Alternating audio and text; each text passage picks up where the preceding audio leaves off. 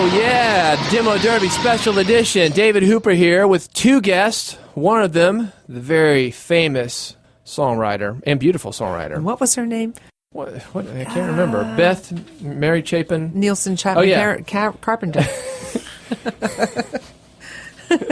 Stephen Curtis Chapman. That's right. Wait a minute. Beth Nielsen Chapman is here. Her current album, Back to Love, is available wherever records are sold, and she knows what she's talking about here. Emmylou Harris, Willie Nelson, Crystal Gayle, Faith Hill, Bette Midler, Elton John, Alabama, Kathy Mattea, Trisha Yearwood, Pam Tillis, just a few of the people that she's written for. We also have a very special edition of the show. We've put a mic in front of Gary, the producer. Hello, everyone. You sound great, Gary. Thank you. And tell the audience why we're doing this special edition. Okay, we're doing the special edition for two reasons. For one, Beth has had a 40-year career that we tried to pack into an hour, and the hour just wasn't long enough. She just talks too much. Well, she's got a lot of great stories. She's like, well, I was hanging out with Elton John and got him a demo. And the other thing is, Beth, you do a lot of workshops. I do. For songwriters, and seeing that, I was like, wow, I bet she could go really, really deep into the Demo Derby. So we tried to work it out on the broadcast show, but we couldn't make it happen. But you agreed to stay and do a little more in-depth critiques than we normally get here. That's right. I like to have time to expand. And, great songwriting is ageless and timeless. So, like, when I'm in my late 80s and I'm going, I think you need another bridge, it's all going to still be the same stuff. So I've honed my skills. And while you're looking at those, Beth, also, some of these people send in as artists packages, too. So, right. We'd like your opinion on the whole package, not only just the songs. Okay. And the production, whatever you feel comfortable with. As the CEO of BNC. And right. Gary, explain this, because this is a totally random thing. We have probably 1,000 or 2,000 demos to choose from, and we just pick them out of the bucket, right? Yeah, we have probably I have a whole wall of mail bins full of of demos or CDs. We call them demos, but really some of these are master productions. Yeah. So we just pick those. We pick enough for a show, and it'd be really fun to do on this show is to have a master telecompter class. Get the idea. Best of all those people from a 6-month period, and have me and Don Schlitz get on and do a live class. That'd be great. Listen, I would love to do that. That'd be so cool. Yeah. All right, stay tuned. We will be planning that. All right. Making more work for everybody. All right, first up. Let me say this, too, just to give you a little prop here. Many of our guests don't feel comfortable doing this, and this was your suggestion. I love doing So I this. think this is great, and our audience should know that, and I really appreciate what you're doing for us. I really don't brag about many things, but I will brag about my ability to find something that's working in almost any song I've ever heard and grow something from there. And, there's always something that happened in a creative moment for somebody. So I love doing it. I think it's a gift that people have that should be encouraged. So. Great, and we're glad you're sharing it. So the first thing we've got here is John T. Howard, a song called Mama's Boy. He's from Redondo Beach, California. John T. Howard on Music Business Radio.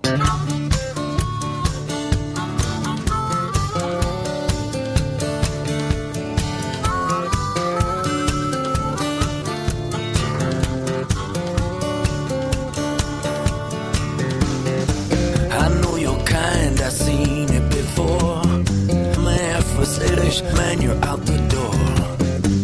You owe me nothing, but what about yourself? Seems your mama never weaned you off her milk, yeah. Is it too much to ask? Oh Lord, I guess it is. If you're ever gonna last, you better figure out a way to thicken up your skin, yeah. Mama, oh mama, mama's boy you'll always be. Nothing but trouble, all your trouble. Yeah, you're nothing but trouble for me.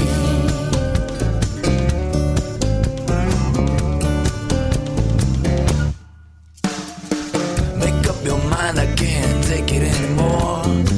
Just be a man, stop keeping score. You try so hard to rebel, but you wear that deer in the headlight look so well. Now that the stones have been cast, so much for that honeymoon bliss.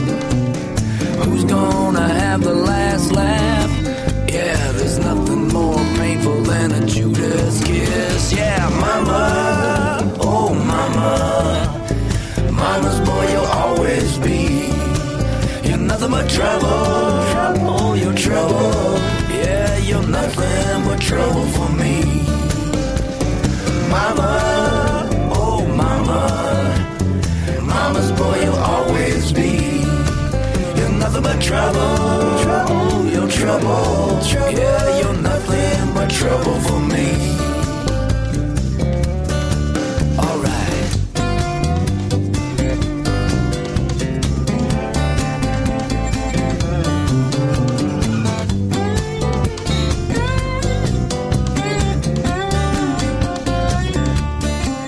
John T. Howard on Music Business Radio, special edition demo derby. If you like him, it's johnhoward.com, Jon. Song Mama's Boy. How about it? Okay, well, let's just start off by talking about that this is an amazingly, greatly produced record. And then I looked on the back, and it's Ben Wish and fantastic musicians, Duke Levine, all these guys. And I didn't look at that before, and I just went, wow, the quality of the musicians, that's just something you can hear and feel, just like, and those guys, I know some of these guys, I've played with Chapin, and they're amazing. I think this song is extremely well constructed.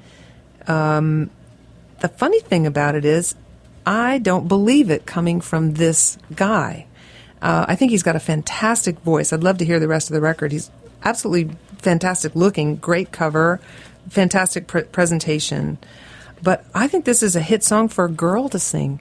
There's something about it that rings off. It's not that it doesn't ring true. It does ring true. If it didn't ring true, I would say it would need to be totally rewritten from a different perspective. And about halfway through, I was thinking maybe he needs to say, I know his kind, I've seen it before, and you're out the door. But then I thought, no, it's like he's got a problem with this guy. He's pointing out that he's a mama's boy, and it felt like a very feminine. Sorry, John. I'm not trying to make any inferences, but it feels like if you gave this to somebody like Reba McEntire, then it would go, wow, yeah, that's that woman. She's saying, you know what? You're nothing but trouble I was with me, trying to guy. figure out who's he singing. Is this right? Like and why does somebody he care? Knows, and why does he care? Why has this guy gotten under his skin so much? Well, there may be a perfectly good reason, and there is a good reason because he wrote it and it rings true. It just sounds like it's if it was a woman singing it, it would pop.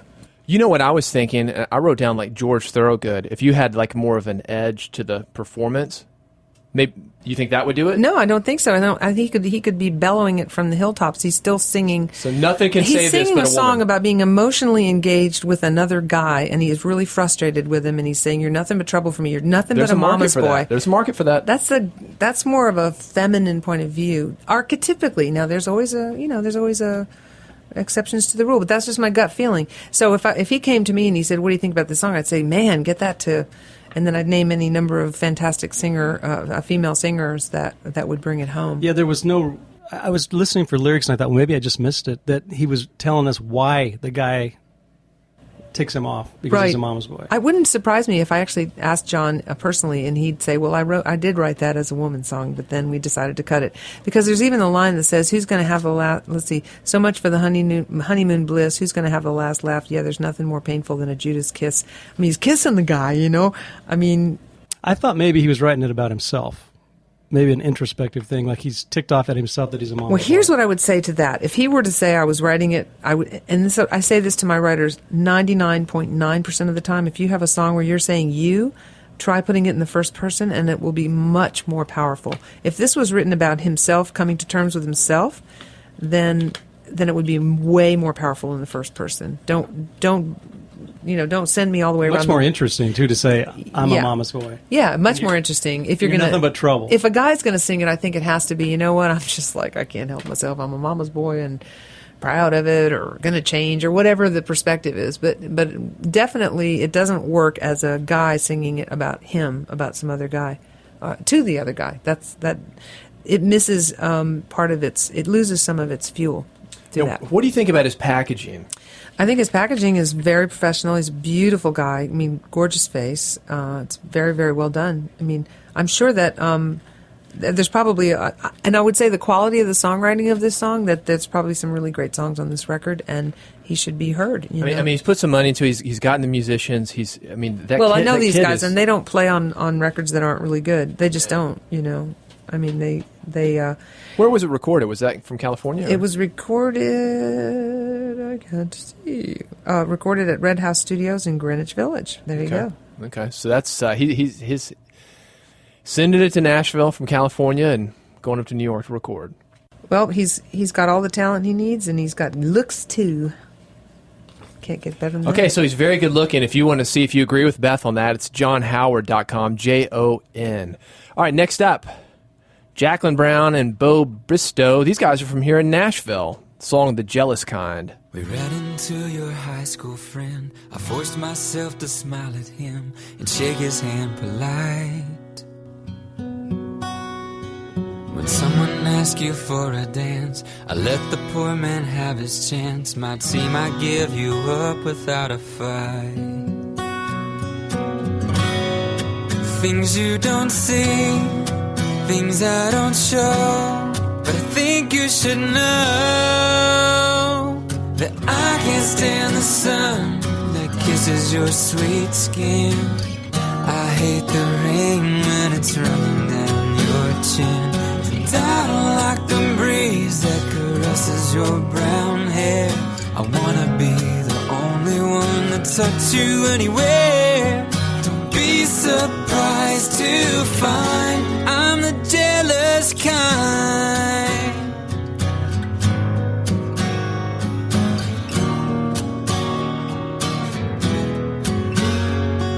I wish I was that paperback with tattered pages, folded flap. For 2 days now it's hidden your sweet face. Although I never say a thing, I'd rather you be holding me. But I want you to always have your space.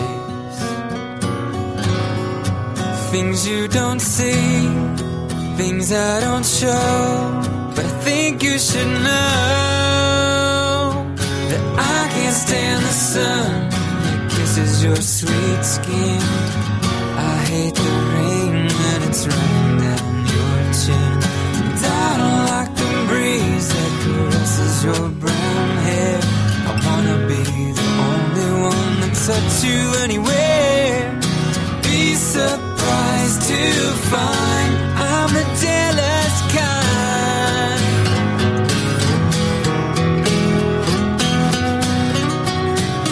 Jacqueline Brown and Bo Bristow on Music Business Radio. It's at JacquelineBrown.com if you like that. The song The Jealous Kind.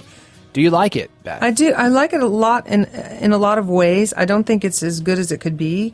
I think that it's really very close. Melodically, it has a great build, builds into the chorus. I think that there's like this, two little short verses, and then there's this really quick, the things you don't see, the things you don't show, but I think you should know. I think that would make that twice as long to give it more of a chance to be more of a ramp.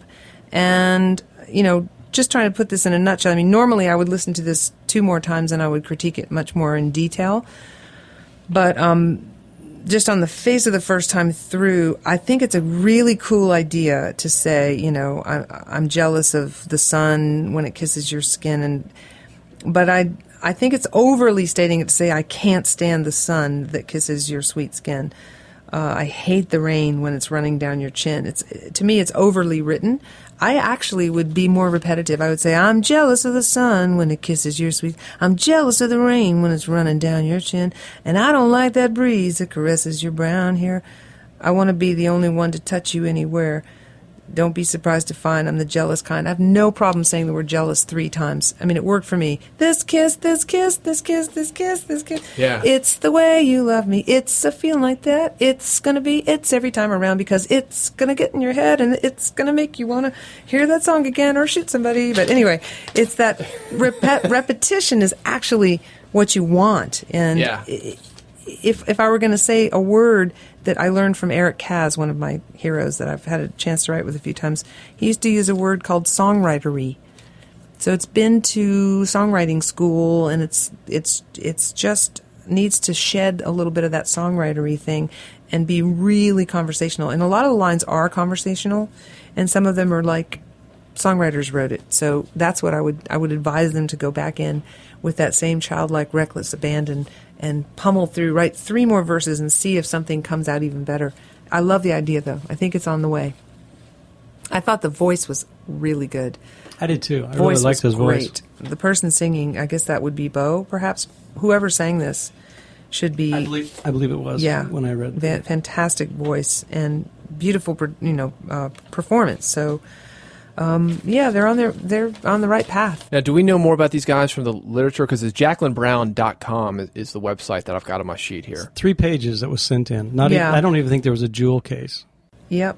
She sang backup for artists like Jamie O'Neill and Kathy Mattea, and she's worked with Laurie White and Chuck Cannon, who are fantastic writers and producers and artists, and I'm sure she's learned a lot from them. She's worked for songwriter Daryl Scott, who wrote 2 of the songs on my new record with me.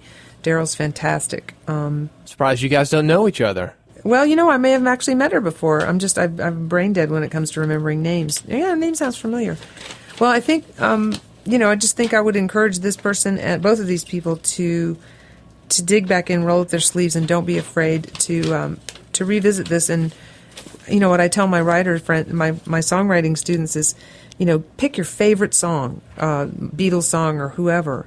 And this is a great exercise, and just put that song in front of you, pull the second verse out of it, and stick it to the side, and write a new second verse. And if you got the nerve to write a new second verse in the middle of a Beatles song, it's less daunting to go back to your own stuff and bring it up a notch. Yeah, that's great.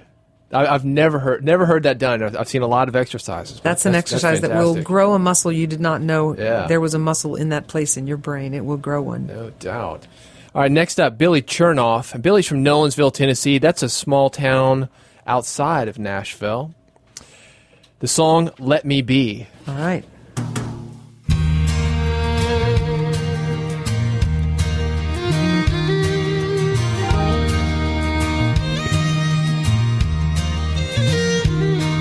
While strolling down a mountain road, I came upon a stream, raging muddy from the snow that once flowed pure and clean. And the snow that fell in winter is taken by the sun, leaving tracks just like a sparrow to be seen by everyone.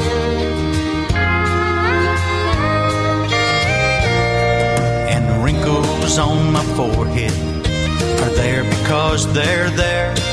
And the stutter in my speech is from a long time ago scare. And the hell of my own choosing is meant for me to bear. I'm a victim of a prison, Lord, that I built for myself. Let me be, with my darling once again.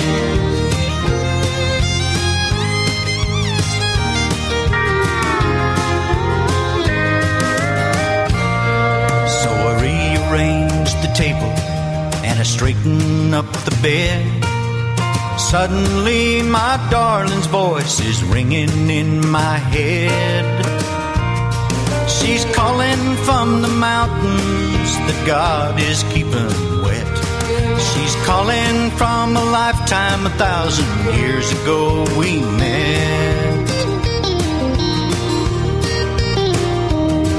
Then she comes to me flying with wings upon her heels, and we soar above the cities where people rob and kill. As she crumbles down my prison walls, I realize where I am. I'm back in the wet mountains with my darling once again. Let me be with my darling once again.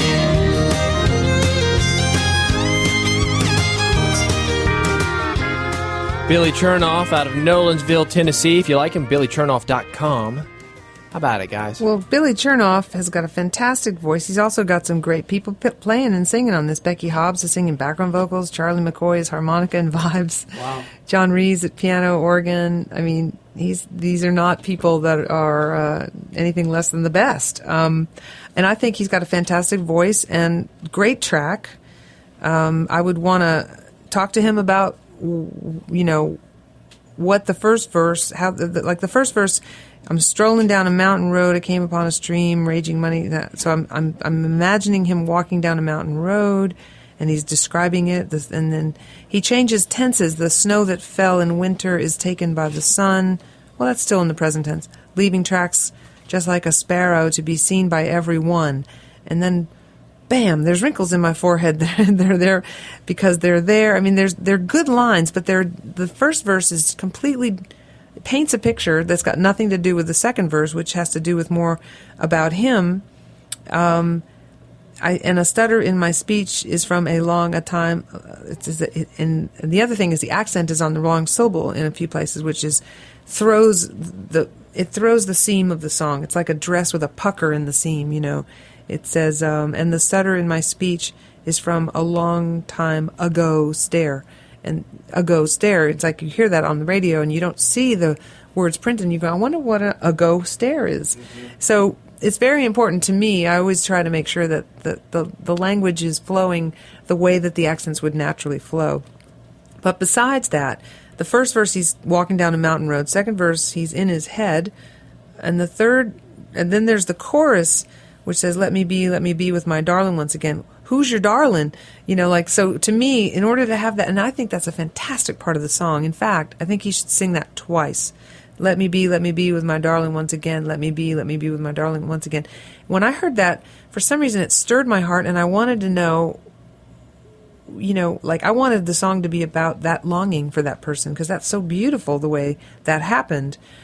And I feel like he used the whole first verse to paint a picture that had nothing to do or didn't connect to. Didn't really build up to that point. Yeah, who the person is. So I would completely re-landscape the first two verses so that I was leading the whole thing leading into who this person is that he's not with. Why is he not with her? All that stuff. Then he pops into, it's like ADD. It's like, whoop, now. So I rearrange the table and I straighten up the bed. What table? What bed? Where am I? Am I not walking down a country road anymore? So there's this jerking around of geography that really weakens the song, whereas the melody's great. There's a lot of good stuff going on. I would encourage him, because he's great with words and he's great with pictures, I would encourage him to step back and look at the whole painting and say, I got 4 paintings going on. I got to pick something and then have everything lead into it and lead back out of it. And that chorus, doubling that chorus and making that what it's about, that'll make it a much stronger song. And he talks about her in the last verse. When she comes to me a-flying with wings upon her heels, we soar above this. I don't know if she died. I don't know. 1,000 years ago. Yeah, so there's some mystical stuff going on, yeah. And I love mystical stuff, but it has to be something that is also grounded. It has to be grounded. I mean, there's amazing paradoxes of life. I wrote a song called Every December Sky, and the first line says, every December sky must lose its faith in leaves and dream of the spring inside the trees. How heavy the empty heart, how light the heart is that's full. Sometimes I have to trust what I can't know. It's true, like your heart can be heavy when it's, the light heart is, anyway, it's one of those paradox kind of things. I think he's working at something like that in the third verse, but it doesn't get realized because they don't have a relationship with that person from the get-go. Sorry, that's wordy, but that's that. I think he's got a little homework to do on this song. But Billy, I think you got something going on here. His voice was very believable too. Great voice. I thought the voice was great. And really one of the things nice. I wrote was, I said, raw, imperfect equals good. Yeah, it was like this I dude agree. was. It reminded me of the old school country. Like if you watch that movie Nashville, remember that? Where these guys just come up to the studio and they're a little bit rough around the edges. He's totally old school, and he's totally got it together as a musician and a singer and an artist. And so I would just say, and as a writer, he's got such good stuff going on in this song. I think it just needs to be brought into focus and focused a little bit more, and then it would be a great song. All right, next up, from the Windy City, Chicago, Illinois, it's James Curley, and this song is called Oh, An Ordinary Day. It's called On an Ordinary Day. Okay, my sheet, just for the record, it says OH.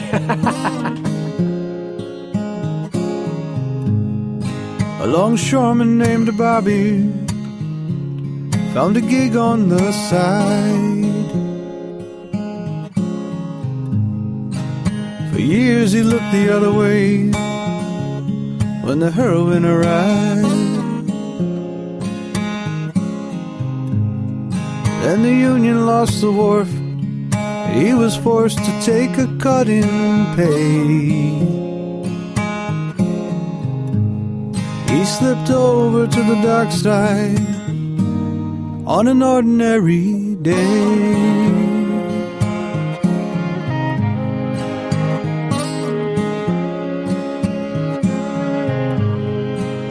When he finished high school, Bobby's brother Jesse signed his youth away.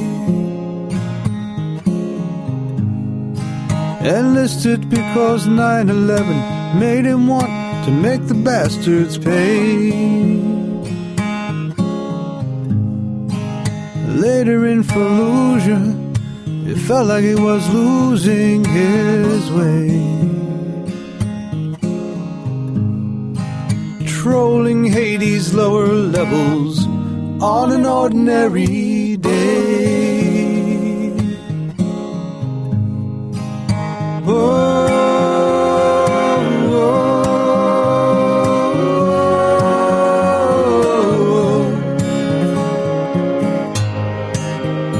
on an ordinary day.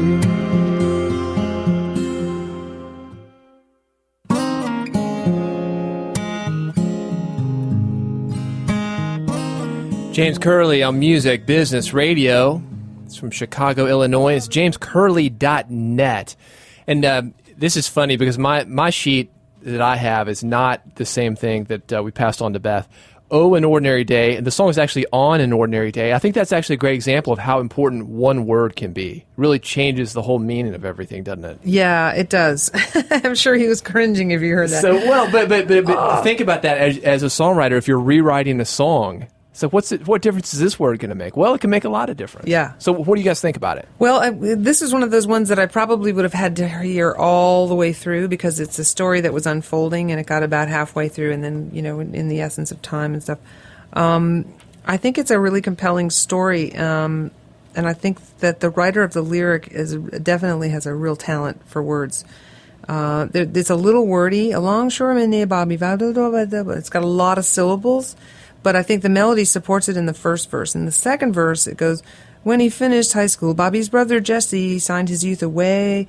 I would have said, Bobby's brother Jesse finished high school, then he signed his youth away. I'd get it. I'd get the noun in the front of the sentence. I'd know who it is before I know what happened. That always works better. I think that, I don't really know yet. Again, it had to unfold yet in the next verse. So I was just reading through it really quick. Bobby hit the big time when the big deal finally came his way. He made his first suitcase of money the old-fashioned way, buying kilos on the dock, stuffed in a gym bag with his socks and aftershave, selling them for 10 times. It's a really complicated, long, and windy story that's actually quite brilliant. But it's one of those kind of story songs that you have to unfold each verse, and then you find out in the end. And the last verse says, in Afghanistan, a Taliban chieftain gets a suitcase full of cash. Poppy profits buy a lot of bombs to help the great jihad. Later in Fallujah, a suicide bomber found his prey. Bobby's brother Jesse lost his life on an ordinary day. This is really biting off a lot, trying to write the song. And I would have to say, even though I didn't get to hear it all the way through, absorbing it, even reading all the way through it, it would really serve the song to simplify it. And I think that's possible to do. It'd take a lot of work, but I think it's worth doing. I think what the story and the point that he's trying to get across is an ordinary day is this great sort of metaphor for right there, when everything just should be, nothing's happening, all this stuff is happening. And that, to me, is a great idea for a song. And I just don't think that it's getting really pulled off the way it could be pulled off because there's so many complex characters and Afghanistan and chieftains, and there's just a lot of stuff in the way of getting that point to just go zhung, So I think there's still a beautiful thing to use the story of Bobby. Again, the thing I would start off with is put it in the first person. Maybe you be Bobby and you tell me about your little brother, and then write the song from that perspective, just as a starting point to simplify it. Because if you're telling me about him, not him, but his little brother, him, and then the other guy, and then over there, and then this other guy, it's a lot to ask people to follow, even without a lyric sheet. I think that's great advice. We've got a saying in marketing, saying it can never be too long, only too boring. So there's something to be said, but sometimes, though, if you watch a DVD, they've always got the director's cut, and then the movies that we watch. I mean, you can see there are a billion deleted scenes, and sometimes you need to know what to take out. So I think this is great advice. You don't maybe need to rewrite everything, but sometimes just leaving stuff out would be beneficial. And I think the point of the song also is that what you do affects other people, and it comes back to affect someone that's in his life. Yeah, which it doesn't even have to be the story about the fighting over in Afghanistan. It doesn't even have to be about. It could be about. But anything. I think that's a great. I think it is too. But it's a great device, but you have to really keep it simple and find those few words and distill it down to a few words, so that people. You don't even have to say much. You can just put 9/11 in the line of a song, and everybody's heart just goes, oh. Those are very powerful images. So those are it's a powerful device and tool, but like you said, it has to be streamlined, and this is too many words, and but I wouldn't give up on it at all. I would totally write this song. I mean, I would, if I were the writer, I would dig back in and find a way to make it simpler. Well, we're going to end the podcast only Music Business Radio demo derby with somebody from close to where you were born. Oh. Maybe. It's the same state. Bandera, Texas. All right. It's a big state. I don't know where Bandera, Texas is. The song is called Texas Heart, Mexican Soul. This is the McKay Brothers.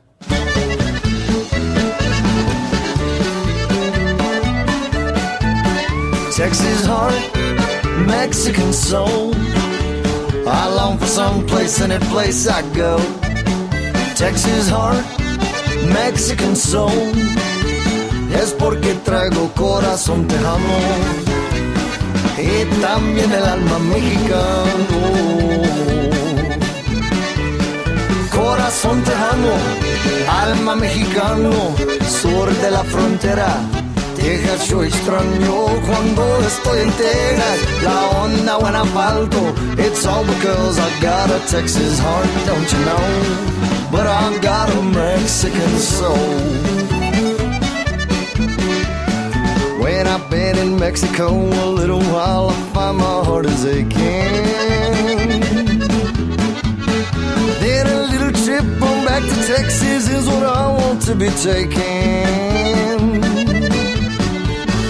Cruise up past the border, trade those cougars in on country western swinging. Corpus Christi, San Antonio, Fort Worth down to old San Angelo. I'll be there a little while, man. Before too long, I'm headed back again. Texas heart, Mexican soul. I long for some place, any place I go. Texas heart, Mexican soul. Es porque traigo corazón tejano y también el alma mexicano. Corazón tejano. McKay Brothers on Music Business Radio Demo Derby. The song Texas Heart, Mexican Soul from Bandera, Texas. It's McKayBrothers.com. I like this album title, Cold Beer and Hot Tamales. They're going for the whole imagery thing there. Well, I'm a really good critiquer, but I'm not really good at languages I don't speak. I was going to ask you that. But I was born in Harlingen, which is very close to Corpus Christi, so I feel like I am authorized to speak on behalf of... I'd only change one little spot in this song, and I think it's a great song. In fact, I think the Red Hot Chili Peppers could do a bang-up version as well. These guys are awesome, though. I think they're great on it. I think it seems like what that whole second verse is talking about, when I'm in Mexico for a little while, I feel like my heart is aching to go back to Texas, and then I got to go back to Mexico, and then I got to go back. I would say Texas heart, Mexican soul. I long for one place, when I'm in one place, I long for the other place. I'd find a way to put that in there, because that to me is the soul of the song. Yeah. And if it says I long for some place, any place I go, that's not really true. What you're saying is I long for one of those places anytime I'm in the other place. Although that's not the way you'd word it. I mean, they'd have to work on how to fit it in. I long for some place. Maybe say I long for that place. Anytime I don't know. It's not a lot of syllables to fix it, but that would make that song even better. And it's such a great song anyway. That's the only thing I could say that I would change. I even like the Mexican, because, I mean, who knows what it says, but I'm sure it's good. Sounded good to us. Sounded good to me. Yeah. Well, I think that does a good job of taking a common theme. We talked about that on the beginning of the broadcast show, which in this case would be, hey, the grass is always greener. You're single, you want to be married. You're married, you want to be single. Yep. And in Texas, you want to be in Mexico, and in Mexico, you want to be in Texas. So and I only hope that that's what those verses in Mexican are saying, because I actually think you're right. I think that it needs to, that's such a great idea for some Texas Heart, Mexican Soul. I mean, there's a lot of story angles you could put in that, You could have one woman in one town and one woman in another. You could double up on that. One is his heart, one is his soul. I mean, if you make that about a woman, forget about it. That would be like a way bigger hit. Guys, I mean, come on, bring it up. Well, these guys are niching now. Texas, they got their own music chart down there. Well, there you go. Well, once you get too many people drinking too many beers, they don't really listen to the lyrics anymore, but I still think it's important. I think it's really important. Gary, what do you think? I thought it was really good. I thought it was interesting that part of the verse was talking about country music and that being the Texas part of it. Yeah. And I love the accordion player. That was. See, I think Willie would cut this if it went the extra mile. Oh yeah. Texas Heart, Mexican Soul. I'd hear him doing it, but he wouldn't say I long for someplace. I think he would want it more specific. Just another little nudge towards. Well, I think the perfection. grass is always greener might work real well for Willie. Oh, he'd love that. He'd love that. He'd love that. Well, next time I come back, I'm going to sing y'all my Willie Nelson song. All right, final thoughts, Beth. What? I think these guys are fantastic. I mean, they obviously are doing really well. I bet they work all the time, especially along those borders. That's definitely a live thing. I bet they're just like kicking it every night. And, I'm just a stickler for making the song even better. I think that would make the song a classic. And now it's a great song. I think it would be a classic song. Well, and let me finish it with this. We kind of hit it on the broadcast edition. When is a song done? Like sometimes for you, you've had producers kick you out of the studio, say, "Hey, let me handle it." But as a writer, how would you know when the song is done? I don't think you ever have to say a song is done. I'm always open to anything coming through that makes a song better. I've tweaked a song 20 years later after I've put it out, and that's even better word. I think if you close the door on a song, I think you shouldn't get stuck and not be able to move forward. I have like 18 songs halfway written and all, levels of being done. That just sort of float around in my psyche, and I go back to them and I work on them a little while, and then I go back and the longest I think I've taken to finish a song is 18 years, and I have some that are coming up on 18 years, so I may pass that by. But I think there's a beauty in a song always having an opportunity to be even better. Just like all of us. You don't have to ever say you're not going to get better. I think it's a frame of mind, and I think it opens me up to I'll tell my students, get the best song you've ever written and take the second verse out and write 3 more second verses. It's like going to the gym and lifting, many more pounds than you would normally lift. What does that do? It builds a muscle. And songwriting is a muscle, just like your voice is a muscle. Everything you do as an artist is a muscle. Even, having confidence in yourself. There's a confidence muscle. I don't know where it lives, but it's important, And sometimes when life kind of crashes you down and makes you fall apart for a while, when you rebuild, you're stronger than you ever were before. Because that's what they say about broken bones. When the bones grow back together, they're stronger than they were before. That's right. And it's true for songwriting, and it's true for having confidence in yourself. It's true for finding your voice as a singer. It's true for not forgetting that even if you're not writing, every once in a while, the creative flow has to breathe in. You have to breathe in and not out all the time. So it's just a process, and don't give up on it, because that's the only time it ever ends, is when you give up on it. I think you made a good point earlier. You said that it's like the song has its own life when it's ready to. My songs are already completely written for the. I think everybody's songs are written, and they're all completely, perfectly written, and they're stacked up on shelves in the ether world of finished songs that we'll get to, and we download them. They're like neatly folded towels waiting for us to download them. I had a student say, "I only get washcloths when I'm downloading my songs," but just you can sew them together, and there's this amazing. One of the other things is a lot of writers will write from what they know, and they'll try to think, I have to write, I've read all these books, and now I have to write and do all this technical stuff. Don't let your brain write the song. The brain can only edit the song. The brain can only go back through and identify what needs to then be replaced. But then actually coming up with the stuff, you have to get your brain out of the way. And it's the difference between writing from your brain. It's sort of like being on your computer when it's just on and you've got everything that's in your hard drive and there's all that stuff. And writing, what I'm talking about, creative flow, comes like going online. It's like writing from that, which is endless. Automatic writing. All the good stuff is out there and will come through the hole in the top of your head if you believe. Da, da, da, da, da, da, da. There's all my homework. All right, so let's give you a plug. So you've got these workshops going on in the United States, in England, everywhere. Australia. It's all on my website, You're global. Yeah. BethNielsenChapman.com is the website. That's it. It's Nielsen, kind of like Nielsen. Exactly. And you've got the new album, which is available Amazon, iTunes. It's available on your website if they want to go direct. And you're playing out. I am. I'm doing some shows up in the Northeast and down in Florida. And go to my website, and all my tour dates are on there. I'm going to go back over to the UK in September and do a performance with an 82-piece orchestra. It's going to be so much fun.